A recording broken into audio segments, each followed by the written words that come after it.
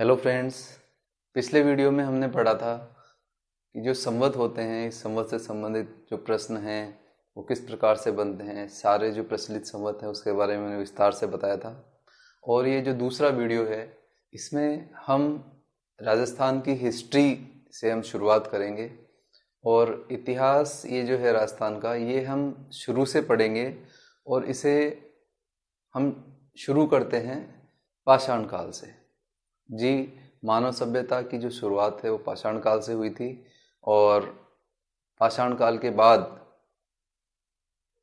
बाकी जो सभ्यताएं हैं, इतिहास है, ऐतिहासिक काल जो है वो शुरू हुआ। तो टाइम नहीं वेस्ट करते हुए हम शुरू करते हैं। देखिए, सबसे पहले इतिहास। इतिहास शब्द है, इसके बारे में हम और विस्तार से पढ़ेंगे इंडियन हिस्ट्री जब हम पढ़ेंगे। फिर भी एक संक्षिप्त रूप से मैं आपको इसका परिचय दे देता हूँ। इतिहास जो मुख्य रूप से है, इसको 3 भागों में हम डिवाइड करते हैं। पाषाण काल, पाषाणकालीन इतिहास, या पूरा इतिहास भी कह सकते हैं इसे। प्रागैतिहास भी इसे कहते हैं। इसके बाद जो अगला विभाजन है इतिहास का वो है आद्य इतिहास, और अगला है इतिहास। इस प्रकार से पहला जो प्राक इतिहास है इसे हम पाषाण काल भी कहते हैं। प्राक इतिहास की विशेषता ये है कि इसमें जो मानव था उसे लिखने की कला का ज्ञान नहीं था। वह एक प्रकार से यायावर जीवन व्यतीत कर रहा था। और पाषाण इसलिए कहा जाता है कि इसमें जो मानव है उसने संपूर्ण जो हथियार थे या जिनसे ये शिकार करता था वो सभी पत्थर के बने हुए होते थे। इस कारण से इसे पाषाण काल कहा जाता है। लेखन कला से अनभिज्ञ था। इसके बाद दूसरा जो भाग आता है वो आता है आद्य इतिहास। ये बहुत इंपॉर्टेंट है। आद्य इतिहास और इतिहास में फर्क हमें बिल्कुल पता होना चाहिए अगर हम हिस्ट्री पढ़ते हैं। आद्य इतिहास जो है, आद्य इतिहास वह इतिहास है जिसमें लिखित साक्ष्य तो हैं परंतु उनको पढ़ने में अभी तक हमें सफलता नहीं मिली है। जी हाँ, इसमें जो सभ्यताएं हैं वे आएंगी। जैसे सिंधु सभ्यता है। सिंधु सभ्यता इसके अंतर्गत हम रखते हैं। हालांकि सिंधु सभ्यता में जो अभिलेख मिले हैं उनको पढ़ने की कोशिश की गई है, लेकिन अभी भी हम पूर्ण रूप से ये नहीं कह सकते कि इसे हमने पढ़ लिया है। तो इसलिए ये जो इतिहास का काल है, जो ये सभ्यताएं हम पढ़ेंगे, ताम्रयुगीन, कांस्य युगीन, ये सब आएंगी आद्य इतिहास के अंतर्गत। इसके बाद आता है इतिहास। इतिहास को हम मुख्य रूप से 3 भागों में बांटते हैं। प्राचीन भारत का इतिहास, मध्यकाल का इतिहास और आधुनिक भारत का इतिहास। आगे जब मैं इतिहास का, भारतीय इतिहास से संबंधित जब वीडियो बनाऊंगा तो उसमें हम इसके बारे में विस्तार से जानकारी लेंगे। और आज जो टॉपिक है ये है पाषाण काल। स्पेशली राजस्थान से संबंधित हम पढ़ रहे हैं। तो देखिए, पाषाण काल जो है, अभी मैंने जैसे बताया आपको कि पाषाण काल जो है वो पाषाण के उपयोग के कारण ही पाषाण काल कहलाता है। तो पाषाण काल को भी हम 3 भागों में डिवाइड करते हैं। पूरा पाषाण काल, मध्य पाषाण काल और नव पाषाण काल। पूरा पाषाण काल का जो समय है वह आता है जब से मानव ने ये शुरू किया तब से लेकर के 10,000 ईस्वी पूर्व का जो समय है वो पूरा पाषाण के अंतर्गत आएगा। मध्य पाषाण का जो काल है ये 10,000 ईस्वी पूर्व से भारत के संदर्भ में 5,000 ईस्वी पूर्व तक जाता है। और नव पाषाण काल जो है यह 5,000 ईस्वी पूर्व से आद्य इतिहास तक जाता है। तो फ्रेंड्स, आगे हम पढ़ते हैं। राजस्थान के संदर्भ में यदि हम बात करें तो देखिए, भारत और राजस्थान 2 बहुत इंपॉर्टेंट क्वेश्चंस हैं। आप अच्छे से समझ लीजिए कि भारतीय पुरातत्व विभाग जो है इसका महानिदेशक सबसे पहले बनाया गया था एलेक्जेंडर कनिंघम महोदय को। एलेक्जेंडर कनिंघम को बनाया गया और इसकी स्थापना हुई 1861 में। 1871 में राजस्थान भी इससे जुड़ा। उससे पहले 1870 ईस्वी में, ध्यान दीजिए 1870 ईस्वी में, यह सन इम्पोर्टेंट है क्योंकि यह पहला समय है जब राजस्थान ने पाषाण काल के समय के उत्खनन में पहला अपना नाम दर्ज करवाया। तो ये जो वर्ष है ये था 1870। यहाँ पर इंद्रगढ़ जयपुर नामक स्थान पर, इंद्रगढ़ याद रखिएगा आप, इंद्रगढ़ जयपुर नामक स्थान पर सीए हेकर महोदय ने सर्वप्रथम पाषाणकालीन उपकरणों की खोज की। तो वेरी इंपॉर्टेंट क्वेश्चन है। इसको हम ऐसे याद कर सकते हैं, इसकी एक ट्रिक है, अगर आप चाहें तो उसे यूज करें, अदरवाइज आप अपनी पर्सनल ट्रिक भी अप्लाई कर सकते हैं। मेरा एक फ्रेंड है जो 1870 से उसका नाम इंद्र है और वो जयपुर में सीए कर रहा है। ध्यान दीजिए 1870 से मेरा एक मित्र इंद्र है जो जयपुर से सीए कर रहा है। यहाँ देखिए 1870, इंद्र नाम का जो दोस्त है जयपुर से सीए कर रहा है। जी हाँ, सीए है कर भी इसमें होता है, तो आप ऐसे याद कर सकते हैं। इसके बाद 1871 में, जैसे कि मैंने अभी बताया, कनिंघम महोदय को दो असिस्ट करने के लिए दो व्यक्ति उपलब्ध करवाए गए और उनमें से एक थे एसीएल कार्लाइल। जी हाँ, एसीएल कार्लाइल महोदय ने राजस्थान में भी पुरातत्व जो विभाग है उसकी ओर से उत्खनन की शुरुआत की। एसीएल कार्लाइल की फुल फॉर्म है आर्किबेल कैम्पबेल कार्लाइल। इन्होंने दौसा से शुरुआत की उत्खनन करने की। तो ये भी बहुत इंपॉर्टेंट क्वेश्चन है।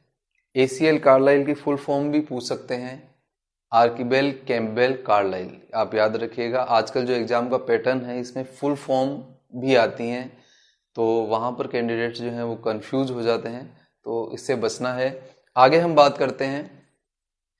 हम कार लेके झालावाड़ गागरोन के किले में घूमने गए 1908 में।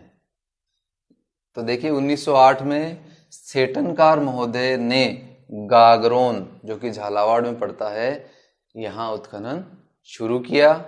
इसके बाद कुछ इम्पोर्टेंट उत्खननकर्ता और स्थान हम और देखते हैं। देखिए बी आलचिन, श्रीमती बी आलचिन है, इन्होंने जालोर में उत्खनन किया।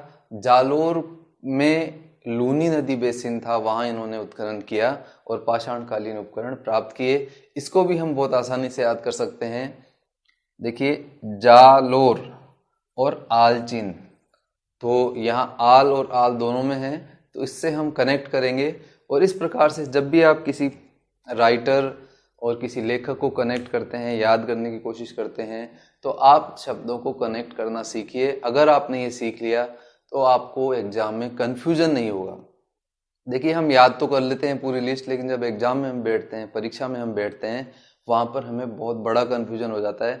हमारे सामने चारों जो राइटर हैं या चारों जो बुक्स हैं वो हमें याद हैं, लेकिन वहाँ पर ये स्थिति होती है। तो ऐसे शब्दों को हमेशा आप दोनों शब्दों को लिंक करके याद कीजिए। तो बी आलचिन, आलचिन और जालोर। इसके बाद वी एन मिश्र, जी बुक्स में वी एन मिश्र, आजकल वीरेंद्र नाथ मिश्र पूरा नाम है, आने लग गया है बुक्स में, लेकिन पहले वी एन मिश्री।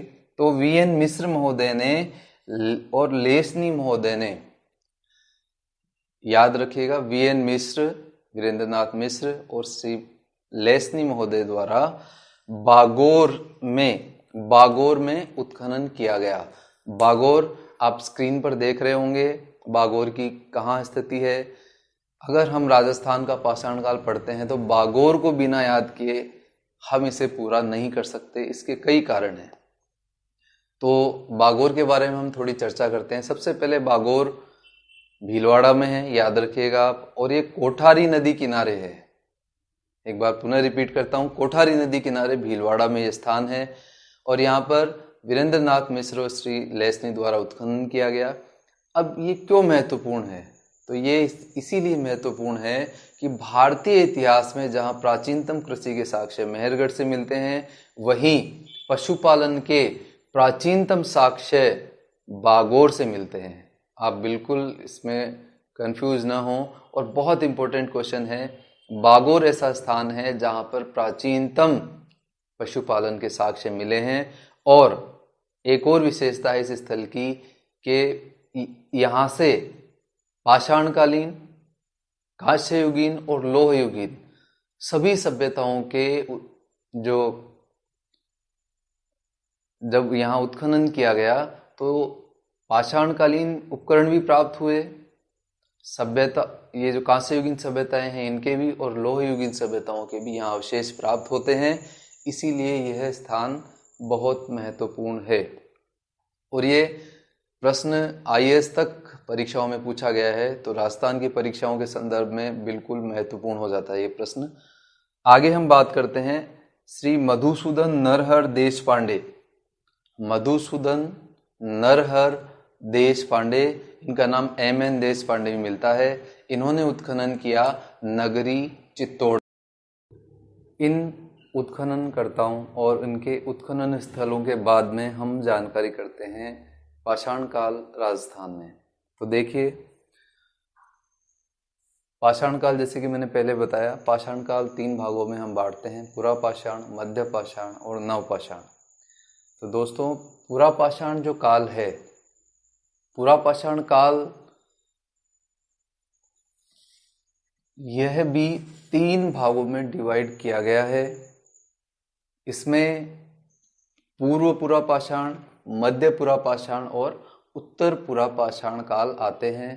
पूर्व पुरापाषाण काल जो कि सबसे प्राचीनतम है, राजस्थान में पूर्व पुरापाषाण काल, या हम कहें कि सबसे प्राचीनतम जो स्थल पाए गए हैं, मिले हैं राजस्थान में, वो हैं डीडवाना और जायल।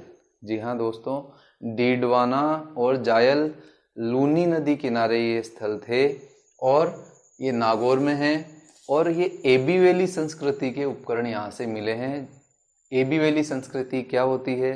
देखिए, फ्रांस में 2 जगह हैं, एबी वैली और एल्यूसियन। एबी वैली संस्कृति और एल्यूसियन। एबी वैली संस्कृति के जो वहाँ जो स्थल है, वहाँ से बहुत बड़े पाषाण कालीन जो हथियार हैं वो मिले हैं, बड़े साइज में बड़े।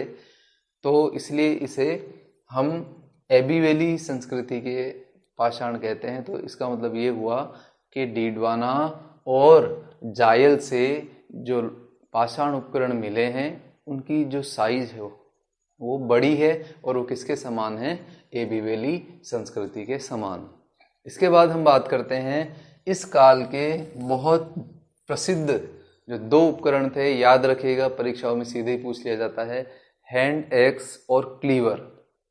हैंड एक्स जिसे हम वर्तमान का हथौड़ा कह सकते हैं, क्लीवर जिसे हम छेनी या वेदनी, छेनी कह सकते हैं। तो हथौड़ा और छेनी से आप समझ सकते हैं, हैंड एक्स और क्लीवर। तो ये इसके बहुत प्रमुख जो उपकरण थे उस समय, हथियार थे मानव के, वो हैंड एक्स और क्लीवर थे। एक बहुत महत्वपूर्ण बात है कि पुरापाषाण कालीन जो मानव था उसे अग्नि का परिचय उसे हो गया था। जी हाँ दोस्तों, लेकिन उसका उपयोग उसने नहीं सीखा था।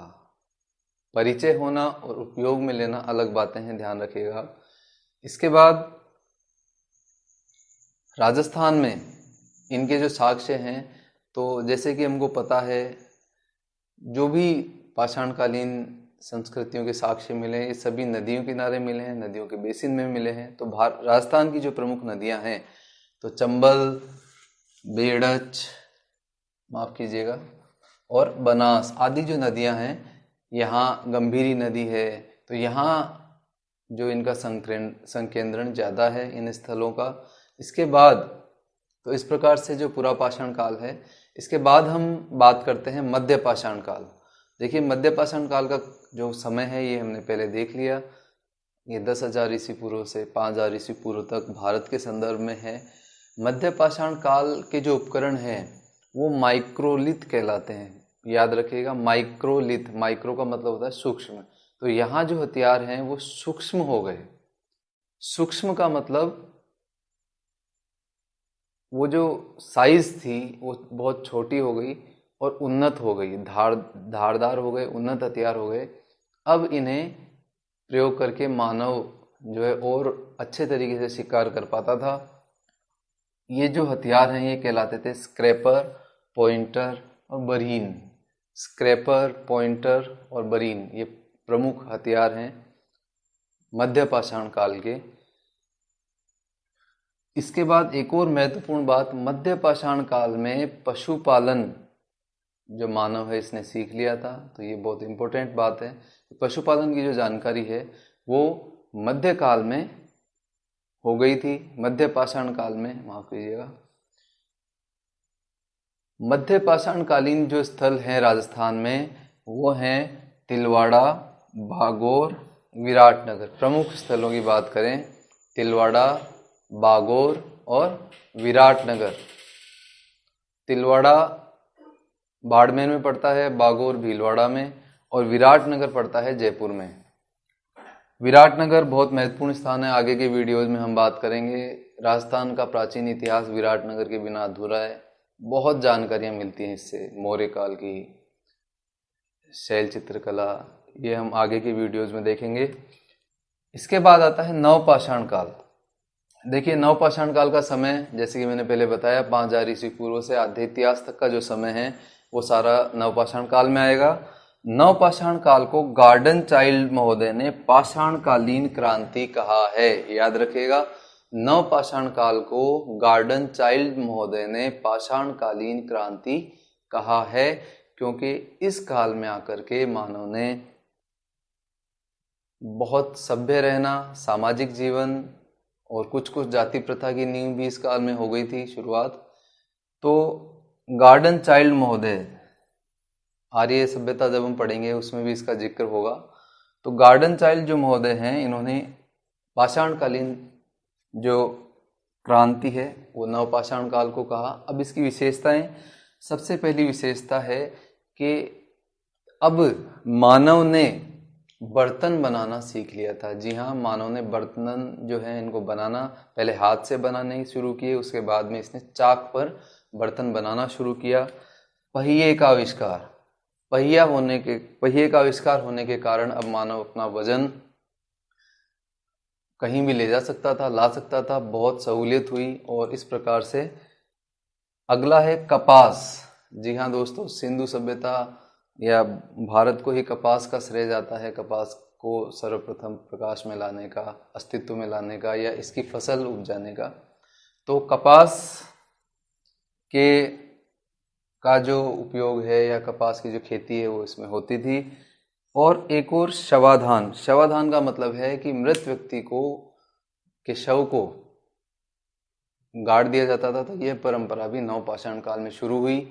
समाज की जो जड़ें हैं, जाति व्यवस्था की जड़ें हैं, वो यहाँ से बनना शुरू होती हैं। और मानव इस काल में आते आते थोड़ा आकर के स्टेबल होता है, रुकता है, और रुकने के कारण धीरे धीरे फिर सभ्यताओं का विकास होता है।